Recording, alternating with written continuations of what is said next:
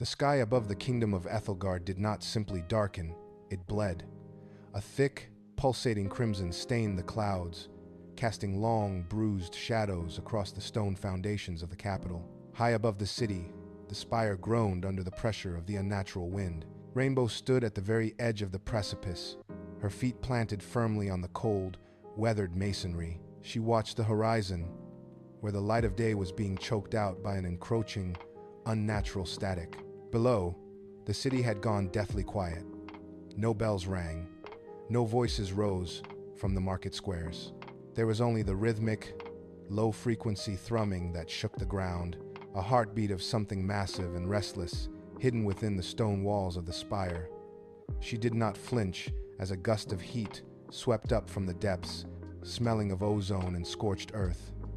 The air felt heavy, saturated with a charge that made the skin prickle and the breath catch in the throat. She kept her gaze fixed on the shifting red expanse above, knowing the threshold had been crossed. The time for deliberation had passed. The final transformation had already begun to unravel the world she once knew. Rainbow turned her back on the bleeding horizon and knelt beside the creature. Death Petal lay coiled against the spire, its body a labyrinth of overlapping, jagged ridges that pulsed with a dull, subterranean light. She reached out, her fingertips tracing the sharp, irregular crest that ran along its spine. The surface was not smooth. It was hot, vibrating with a rhythmic intensity that matched her own pulse. Beneath her touch, the creature shifted. A low, grinding sound emanated from its throat, a resonance that rattled the stone beneath her knees. She felt the dense, unnatural power coiled within its frame, a force she had painstakingly woven together from marrow and arcane ink. Pride flared, sharp and fleeting, but it was quickly eclipsed by a cold, creeping dread. She looked at the clawed limb resting near her boot. It was an architect's masterpiece, yet it was also a monster that defied the natural order. She pressed her palm harder against the creature's hide, feeling the raw, unchecked energy surging just beneath the surface. It was a weapon designed to shield the kingdom, but as it turned its head toward her, she saw the void in its eyes. She had built a guardian, but in the silence of the spire, she realized she had birthed a catastrophe. Far below the spire, Ruby and Darius stood at the edge of the paved courtyard. The wind whipped between the stone pillars, carrying the metallic scent of coming violence. Ruby scanned the darkness, her grip tightening on the hilt of her blade until her knuckles turned white. Beside her, Darius paced the line, his eyes tracking the flicker of movement in the distant, overgrown gardens. The perimeter was silent, but the air held the tension of a wire pulled to its breaking point.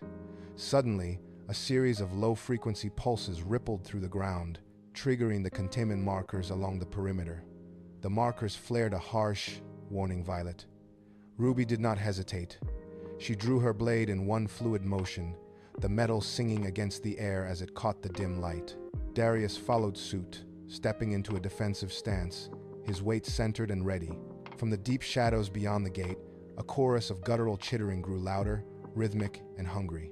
The first of the mutated chimeras pushed into the light, their limbs twitching with erratic, unnatural energy. Ruby adjusted her stance, her boots digging into the gravel. They were the only line of defense left between the encroaching tide and the heart of the spire. She held her ground, waiting for the first strike. The heavy stone doors to the laboratory groaned, sliding back just enough for a sliver of violet light to spill into the courtyard. Cain emerged from the gloom, his footsteps muffled by the thick residue coating the floor. He stopped in the center of the walkway, his hands held out, palms stained a deep, midnight black by the ink of forbidden spells. The substance was viscous, clinging to his skin and dripping slowly onto the stone where it sizzled upon contact. In his right hand, he clutched a reinforced glass vial. Inside, a swirling, iridescent liquid pulsed in time with the distant tremors shaking the ground. This was the catalyst for the final transformation, a compound distilled from the same volatile energy that fueled the beasts beyond the gates. The air around him grew heavy, charged with a sharp, ozone-like static that made the hair on his arms stand upright. He did not look toward the fighting. His focus remained entirely on the vial, his gaze fixed on the shifting patterns within the glass. As he took a step forward, the liquid flared, casting long, distorted shadows against the laboratory walls. The ink on his fingers seemed to writhe, reacting to the proximity of the catalyst. He held the vessel steady, his breathing shallow, waiting for the signal to initiate the final, irreversible change. High above the chaos, Rainbow stood on the spire, her hand pressed against the cold, jagged crest of the death petal beast. Beneath her palm, she felt the rhythmic, heavy vibration of its lungs, a sound that resonated deep into her own chest. She traced the harsh, uneven texture of its hide, her fingers catching on ridges that felt like serrated stone. The smell of ozone and sulfur rose from the creature, stinging her nostrils and grounding her in the present. Suddenly, the scent shifted, replaced by a phantom memory of damp soil, crushed jasmine, and the cool shade of the palace gardens where she once spent her afternoons. The contrast was a physical blow. She pulled her hand back, the jagged surface scraping her skin, leaving a thin line of blood that darkened the gray scales. She looked at the creature, a construct built from her own blood and months of relentless, arcane labor. It was a weapon designed to shield the kingdom. Yet as she stared into the depths of its unblinking, bioluminescent eyes, the distance between the girl who played in the dirt and the architect who shaped this monstrosity became an unbridgeable chasm. She gripped the spire's railing, her knuckles white, as the reality of her design took shape beneath her feet. The beast shifted, its weight causing the stone tower to groan under the pressure of its massive frame. Rainbow leaned into the beast, her voice low as she whispered the command to stabilize. The creature did not respond.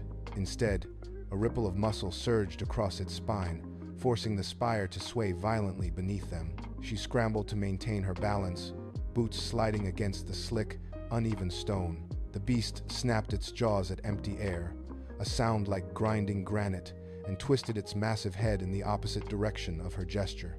This was not the obedient guardian she had forged.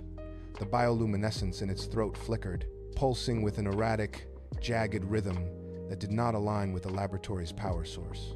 She pressed her palms into the creature's hide, attempting to force a mental tether, but a surge of cold energy pushed back, vibrating through her wrists and numbing her fingers. It was testing its own weight, testing the limits of the stone it stood upon. It ignored her presence entirely, focusing its gaze toward the distant, glowing windows of the royal manor.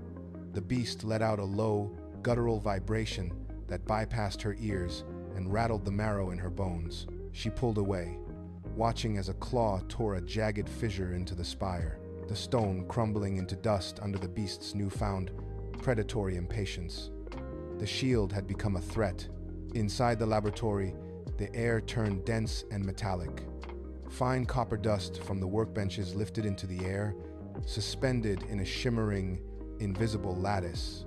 Rainbow hit the floor, scrambling away from the central terminal as the containment field began to hum with a frantic, high-pitched whine. Sparks of violet light danced across the stone walls, arcing between the iron conduits with the snap of a whip. Darius reached for his blade, but the magnetism in the room pulled the steel from its sheath, pinning it against the far wall with a sharp clang. The static was so thick it made the hair on their arms stand upright. Every breath felt like inhaling ground glass. Ruby pressed her palms against her ears, eyes fixed on the primary reactor as the runes etched into the floor began to glow with a blinding, discordant intensity. The very air vibrated, turning the ambient sound into a constant, teeth-rattling drone. Kane lunged for the emergency shutoff, but his hand recoiled, scorched by the sheer intensity of the discharge. The ceiling tiles groaned, bowing inward under the pressure of the surging arcane force. A smell of ozone and burnt hair permeated the chamber.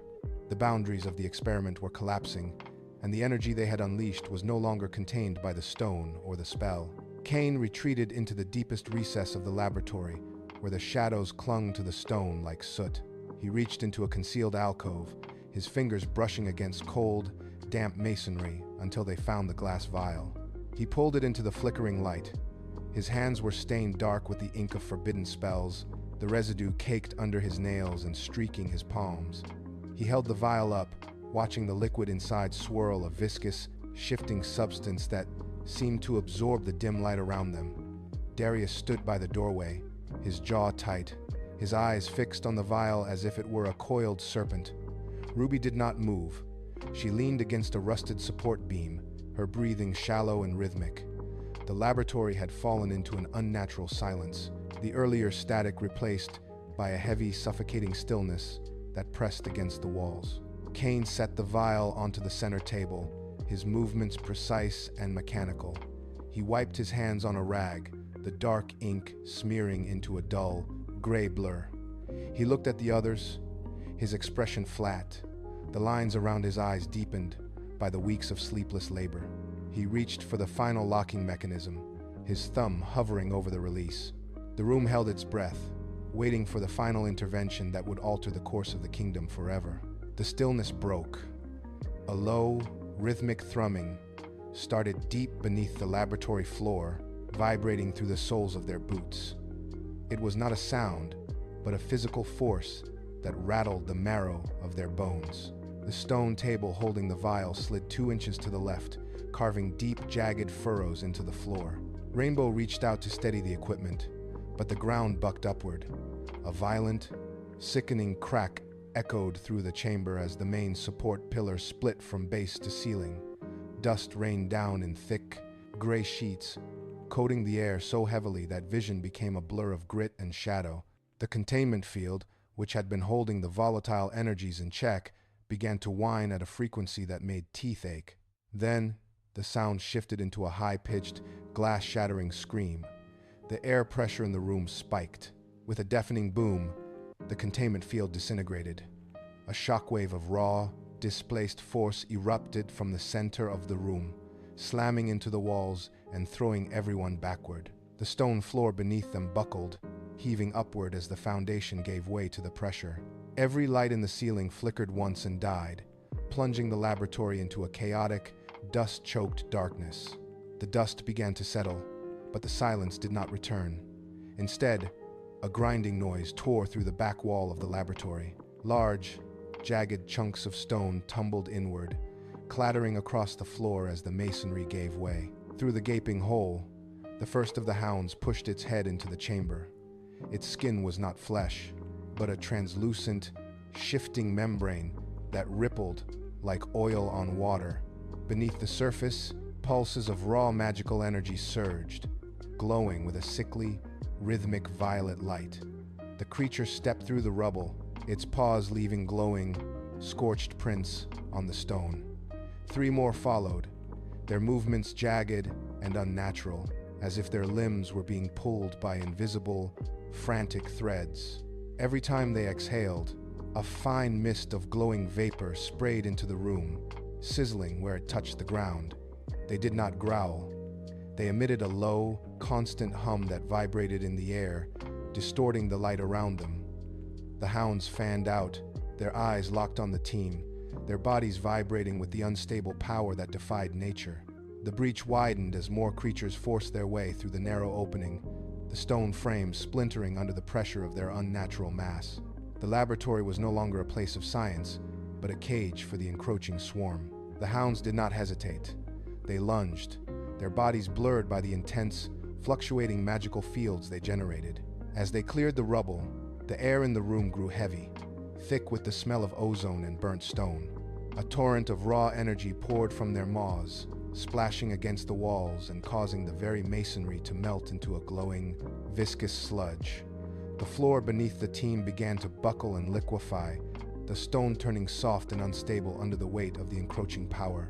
Rainbow scrambled to keep her footing as the ground pitched, her boots slipping on the slick, bubbling surface. The hounds bounded forward, their claws scraping against the floor and leaving trails of sparks that ignited the dust in the air. Each both they took sent ripples of kinetic force through the chamber, shattering the remaining glass equipment and sending debris flying like shrapnel. The team was forced into motion, scattering across the room to avoid the direct path of the lunging creatures. There was no room for strategy, only the immediate necessity of keeping space between them and the snapping, energy-laden jaws. The hounds coordinated their attack, fanning out to box the survivors into the corner of the crumbling laboratory. Every second of delay meant the floor beneath them sank further into the abyss of the collapsing foundation. The swarm closed in, their movements frantic and overlapping. A wet, tearing sound echoed from the corner as one of the chimeras whipped a thick, translucent tentacle toward Darius. He was off balance, his back to a crumbling pillar, unable to raise his guard in time. Ruby saw the strike coming. She did not hesitate. With a sharp exhale, she pivoted on her heel, her body weight shifting low to generate maximum force. Her blade whistled through the stagnant air, catching the tentacle mid-arc. The steel bit deep, cleanly severing the limb from the creature's mass. A spray of glowing, viscous fluid coated the stone floor, hissing as it made contact. The beast recoiled, emitting a high-pitched, discordant shriek that rattled the remaining glass jars on the shelves. Darius regained his stance, his blade leveled at the center of the swarm. Ruby stepped into the gap she had created, her eyes tracking the next tremor in the floor. She kept her sword angled, ready to cut again. The creature she had maimed thrashed in the debris, its remaining limbs clawing at the stone, but it could no longer reach the perimeter. The team held their ground, the space around them clearing for a fraction of a second as the creatures adjusted to the loss of their leader. The fight had shifted from a frantic scramble to a calculated, brutal defense. The pressure in the room spiked, turning the air into a thick, conductive soup that made hair stand on end. Every breath felt like inhaling fine sand. The chimeras sensed the vulnerability and surged forward, their bodies rippling with uncontrolled currents of purple light. Kane stepped forward, his hands trembling as he traced complex patterns in the air, the ink on his skin glowing with a harsh, flickering luminescence. He opened his mouth to chant, but the first syllable was swallowed by a roar of static. He braced his feet against the uneven stone, his throat muscles corded with the effort of anchoring the spell. "Hold!" he shouted, his voice cracking into a jagged, raw rasp that cut through the electrical hum. The air bent around him, creating a shimmering barrier that forced the incoming wave of rogue magic to recoil. His face drained of color as the feedback surged back through his fingers, stinging his nerves. He did not retreat. He pushed his palms outward, driving the energy into the floor, where it erupted in a web of white light. The chimeras hit the barrier and skidded, their momentum halted by the sheer force of the counterspell. Kane collapsed to one knee, gasping for air, the spell holding the swarm at bay but burning through his remaining strength with every passing heartbeat. The barrier flickered, the white light pulsing weakly like a dying ember. The chimeras sensed the waning resistance and pressed closer, their claws scraping against the unseen wall with a sound like grinding metal. Kane remained on the floor, his breathing ragged, unable to sustain the spell for another second. The room began to fill with the acrid scent of ozone and burnt stone. Rainbow pushed past him, her boots striking the floor with a rhythmic, deliberate echo that seemed to silence the room. She ignored the shifting mass of the swarm, her gaze fixed entirely on the jagged, towering silhouette of Death Petal. The beast stood motionless, its presence vibrating through the floorboards, waiting for an anchor. Rainbow reached out, her hand steady, pointing directly at the center of the converging hounds. She did not shout. She spoke with a cold, absolute authority that cut through the static. Intercept. The word hung in the air, weighted with the history of her arcane labor. Death Petal shifted, its massive frame uncoiling. The connection between them snapped taut, a visible thread of energy sparking between Rainbow's fingertips and the creature's hide. The beast roared, a sound that shook the dust from the rafters and turned its focus toward the encroaching swarm. The command was absolute. The weapon had found its target. Death Petal moved with the speed of a falling mountain. It lunged, its massive weight slamming into the center of the chimera pack. Bone snapped against stone. The beast's claws dug into the floor, biting deep into the masonry and carving jagged, smoking trenches that stretched for yards. It did not hunt, it erased. Every swipe of its limbs sent shards of stone flying like shrapnel, shredding the hounds that stood in its way.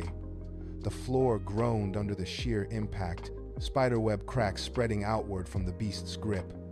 A massive pillar shuddered, the base ground into dust by the force of the creature's trajectory. Death Petal spun, its tail whipping through the air and smashing a cluster of chimeras against the far wall. The air filled with the wet thud of falling bodies and the high-pitched screech of tearing metal. It moved forward with relentless, grinding momentum, ignoring the chaos around it. The path ahead was no longer a corridor, it was a ruin, paved in the debris of the enemy. The beast reached the end of the hall, tearing through the final wave of hounds and leaving a clear, empty lane toward the airship docks. The swarm had been broken. The way was open. The corridor groaned. The ceiling, weakened by the battle, began to shed chunks of stone the size of boulders. Rainbow signaled, and they moved. They sprinted, boots pounding against the cracked floor, their breath hitching in the thick, dust-choked air. A section of the vaulted roof collapsed, slamming into the path ahead and sending a cloud of pulverized mortar into the air. They swerved, clambering over the jagged remains of a fallen archway. Darius took the lead, his hand brushing the wall to navigate the sudden darkness. Behind them, the structural integrity of the laboratory failed entirely. More stone cascaded down, blocking the corridor they had just cleared. They did not look back. They ran as the walls buckled, the very geometry of the building twisting under the strain of the dying magic. A support beam snapped, swinging downward and forcing them to dive beneath it, sliding across the slick, debris-covered floor. They pushed through the final set of double doors, the metal frames groaning as they bent under the shifting pressure of the foundation. Ahead, the airship docks waited. The ground beneath their feet was still trembling, and the roar of the collapsing structure chased them toward the open hangar bay. They reached the threshold, the docks laid out before them in the flickering light of the dying facility. The air in the hangar approach turned lethal. Rogue spells, unshackled by the laboratory collapse, whipped through the corridor like jagged lightning. A bolt of violet energy slammed into the wall, vaporizing the stone and showering the floor with molten slag. Rainbow dived, her hands shielding her face as the shockwave rattled her teeth. The static charge raised the hair on their arms and made the very air difficult to inhale. They scrambled forward, dodging bursts of unstable light that tore through the shadows. A sphere of raw arcane force detonated near the floor, forcing them to vault over a pile of glowing rubble. Darius slipped, his palm grazing a crackling conduit, and he jerked back as sparks seared the air. There was no rhythm to the danger. One moment the path was clear, the next it was a vortex of blinding, concussive energy. They moved in a frantic zigzag, reacting to the hum of power building in the walls before the blasts could strike. Each discharge left the corridor darker, the structure groaning as the magic ate away at the foundation. They pressed themselves against the cold stone, waiting for the flicker of a blast to fade before sprinting another 10 feet. The hangar doors finally appeared through the haze, framed by the erratic, pulsing glow of the dying facility. They were running out of time. They skidded onto the metal grating of the hangar floor. The airship sat tethered in the center of the bay, its hull vibrating with the low-frequency thrum of the facility's collapse. Darius lunged for the primary control console, his hands slamming against the interface. Nothing happened. The lever was seized, locked in place by a twisted piece of support metal that had fallen from the rafters. He gripped the steel, his boots sliding as he braced his weight, pulling until the veins in his neck stood out. Rainbow and Ruby pressed their backs against the cooling vents, their eyes scanning the shadows for anything pursuing them. With a sharp, metallic shriek, the obstruction snapped. Darius threw his weight into the lever. The heavy iron locks groaned, sliding back into their housings with a sound that signaled the release. The airship shuddered, settling into its docking cradle as the restraints retracted. For a heartbeat, the chaos of the crumbling facility seemed to fall away, replaced by the rhythmic hiss of steam and the sudden, sharp scent of ozone. The ship was free. It hovered inches above the platform, a fragile island of potential escape amidst the surrounding destruction. They sprinted toward the boarding ramp, their lungs burning, desperate to reach the deck before the hangar bay itself gave way. The ramp slammed shut, the locking pins engaging with a final, echoing thud, Kane slammed the engine into full reverse, and the ship lurched away from the platform. Then, the weight hit. A sickening, grinding screech tore through the hull as a dozen mutated creatures slammed into the undercarriage, their claws sinking into the reinforced plating. The ship bucked, the nose dropping sharply toward the abyss of the hangar floor. Inside the cockpit, the navigation console flickered red, the internal alarms wailing in protest against the sudden, uneven load. Kane fought the controls, his knuckles white as he wrestled with the yoke. The airship groaned, a deep, metal-straining sound that vibrated through the deck plates and into their boots. They were losing altitude, the ship listing heavily to the port side as the creatures scrambled over the exterior, their bodies pressing against the glass of the observation ports. Ruby gripped a bulkhead, her feet skidding on the floor as the craft tilted at a dangerous angle. Every inch of movement felt like a battle against gravity itself. The ship hung, suspended in the dark, the engines roaring with a desperate, uneven pitch, struggling to fight off the living weight that threatened to drag them back into the heart of the collapsing facility. Kane pushed the throttle to the stop, the engines screaming in response as the ship surged forward. He banked hard, diving into the mouth of the narrow canyon that cut through the mountain range. The walls rose up like jagged teeth on either side, closing in until the wingtips cleared the stone by mere inches. The creatures clinging to the hull shrieked as the rock face rushed past them. Kane saw the opening and made his move. He dragged the ship against the canyon wall, the metal hull grinding against the granite with a deafening, sparks-throwing roar. A mass of clawed limbs tore away, unable to withstand the impact. The ship jolted violently, the internal vibrations threatening to shatter the glass of the cockpit. Kane didn't blink. He corrected the pitch, his hands moving with rhythmic, practiced intensity across the throttle and rudder. The canyon grew tighter, the path ahead twisting into a sharp, blind turn. He pushed the navigation array to maximum sensitivity, reading the terrain through the blur of speed and shadow. Dust and stone chips pelted the hull like hail as they forced their way through the pass. They were moving too fast to stop, too low to hide, and the canyon floor dropped away into a jagged, dark ravine. Every muscle in the cockpit was locked, eyes fixed on the sliver of horizon ahead. The canyon opened into a wide, turbulent basin, but the air was no longer empty. It was filled with burning debris and lingering magical residue from the facility. As the ship breached the clearing, a rogue blast of energy slammed into the starboard engine. The ship shuddered, a violent, bone-rattling jolt that sent the flight console into a frenzy of warning lights. Smoke poured from the ceiling panels. A ruptured fuel line hissed, spraying liquid fire across the deck.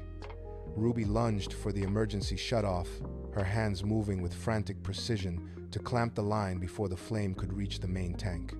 Darius braced his back against the vibrating bulkhead, shoving a heavy crate over the breach to shield the crew from the heat. Outside, the wind whipped the flames against the windows, turning the world into a blinding smear of crimson and gold. The ship groaned, its frame twisting under the thermal stress. Kane held the yoke steady, his gaze locked on the flickering instruments as the vessel surged forward through the wall of fire. The smell of scorched metal filled the cockpit, sharp and suffocating. They were flying on momentum and blind luck, the hull glowing from the heat of the surrounding storm. Every second was a gamble against the disintegrating integrity of the craft, but the engine held its roar. The firestorm fell away, replaced by the jagged silhouette of the mountain range. Spikes of granite rose from the clouds like rows of broken teeth. Kane pushed the ship into a steep climb, the wings groaning under the sudden lift.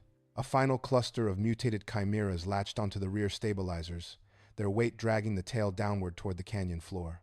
The ship banked hard, spiraling through a narrow gap between two colossal stone needles. The proximity was absolute. The wingtips whistled against the rock face, shearing off the remaining chimeras in a spray of dark fluid and shattered cartilage. The ship lurched, freed of the weight, and surged upward into the thin, freezing air of the high altitude. Kane leveled the deck, his hands white-knuckled against the controls. Silence rushed back into the cockpit, broken only by the rhythmic ticking of cooling metal and the ragged, heavy breathing of the crew. Below them, the wake of the dying chimeras dissolved into the clouds, leaving only the empty, cold expanse of the sky. The engine slowed to a steady hum. They had crossed the barrier. Darius slumped against the bulkhead, his head hitting the wall with a dull thud. Ruby dropped her grip on the emergency lever, her fingers trembling as the adrenaline ebbed away. They were alive, and the mountain spikes were now miles behind them. The cockpit was a tomb of cooling steel. Outside, the sky began to shift from the deep violet of high altitude to the bruised, dark indigo of night. Ruby pulled back her sleeve, revealing a deep gash along her forearm. She reached into a side compartment, pulled out a strip of clean linen, and began to wrap the limb. Her movements were slow, methodical. She did not wince. She simply pulled the fabric tight, knotted it, and rested her hand on the console. She turned her gaze to the horizon, where the distant, faint lights of the capital shimmered like embers in the dark.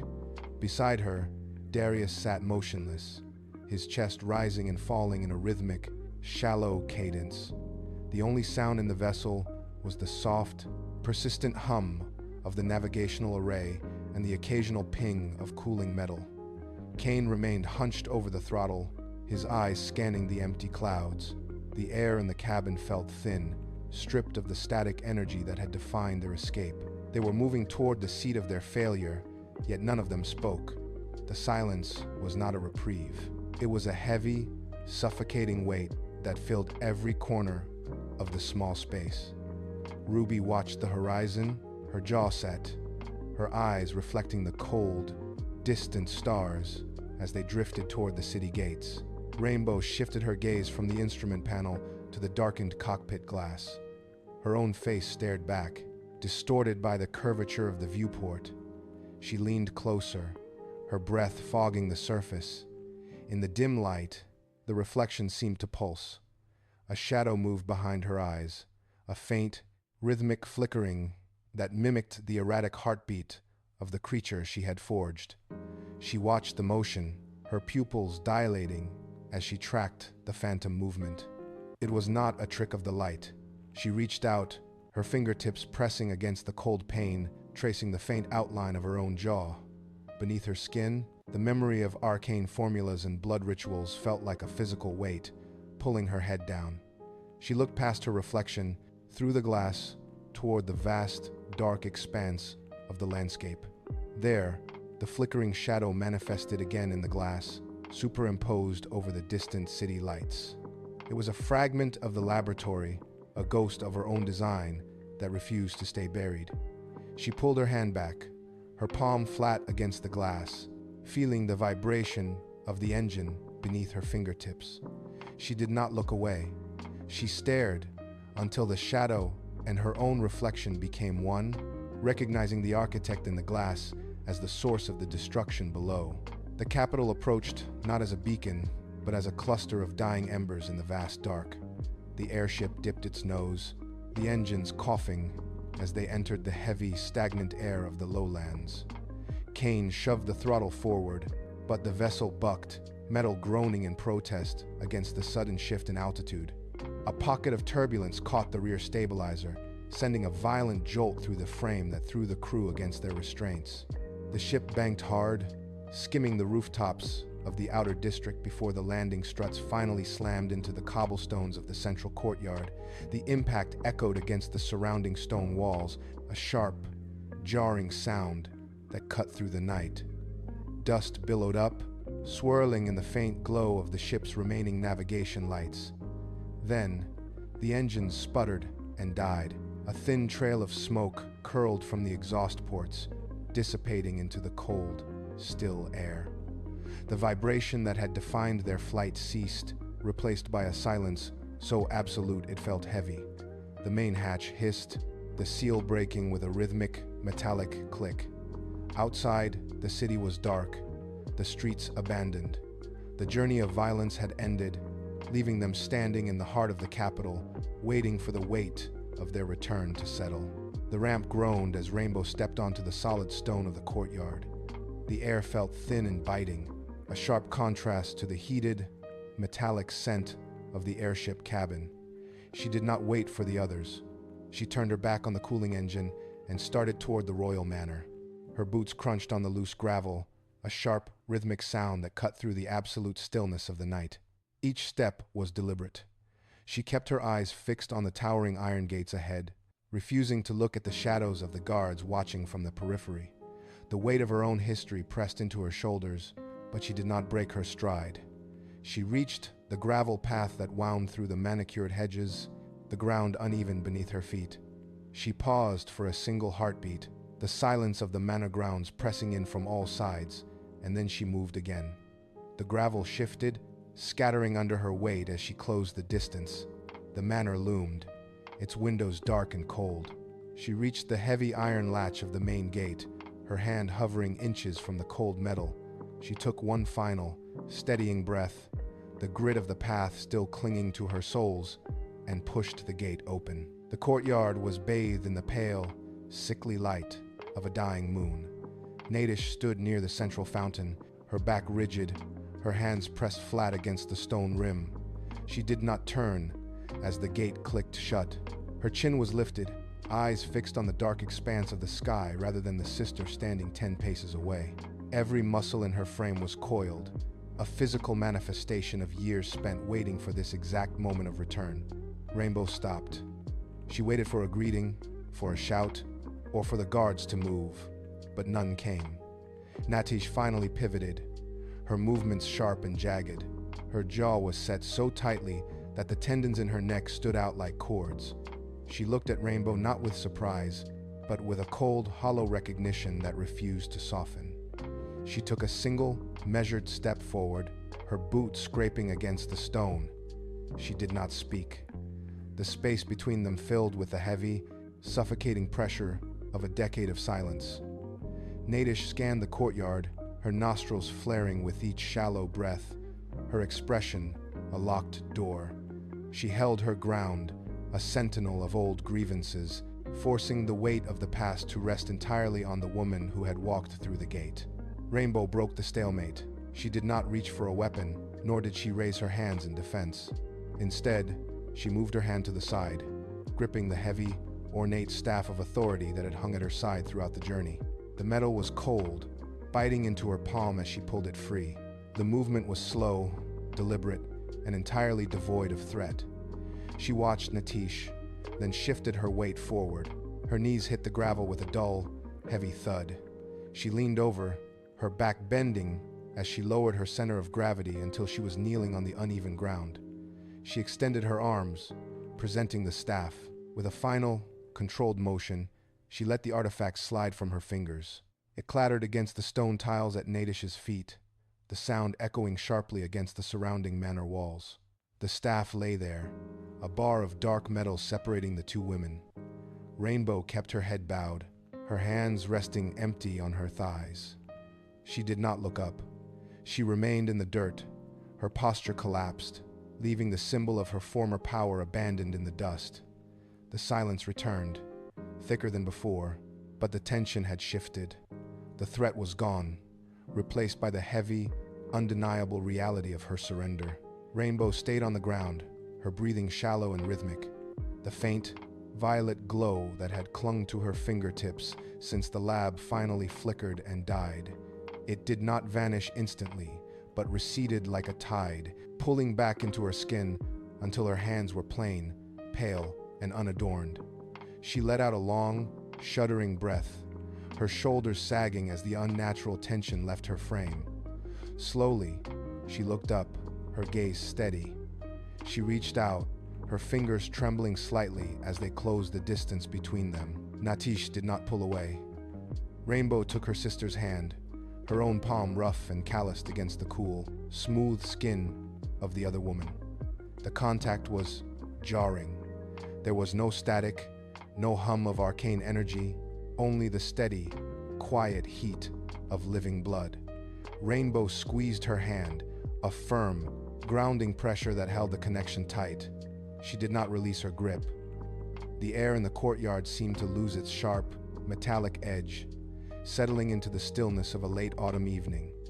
The power that had once defined her was gone, replaced by the simple, heavy weight of her own body and the warmth of the sister she had once pushed away. It was a choice made in the silence, measured in the pulse of their joined hands. Rainbow released Natisha's hand and stood, her boots shifting against the gravel. She turned toward the gates, where the people of the capital had gathered. They were silent, faces pale in the moonlight. She did not look for their approval or their forgiveness. She looked at the horizon, toward the distant, darkened silhouette of the laboratory ruins. She raised her voice, steady and clear. She vowed to dismantle the remaining structures, stone by stone, until nothing of the arcane experiments remained. She promised to dedicate her remaining strength to the soil, to the water, and to the fields scarred by her designs. Her words carried no magic, only the weight of a person who had finally set down a burden too heavy to bear. She looked back at the crowd, her posture straight, her hands hanging empty at her sides. She spoke the final words, a simple, heavy apology for the fear she had sown. The silence that followed was not filled with static or the hum of power, but with the quiet sound of the wind moving through the trees. The cycle stopped there. The fear dissolved into the night air, leaving only the reality of the earth beneath their feet and the long, slow work of repair ahead.